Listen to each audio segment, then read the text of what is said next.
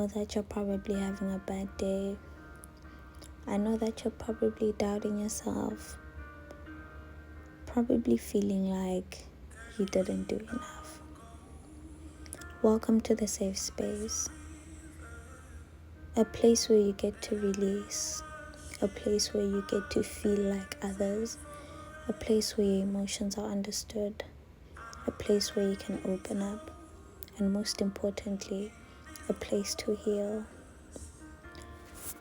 Today's a gloomy day where I am, and gloomy days have so many memories. A memory, something engraved within your mind, something you can never forget, something you might feel like defines you at this particular moment.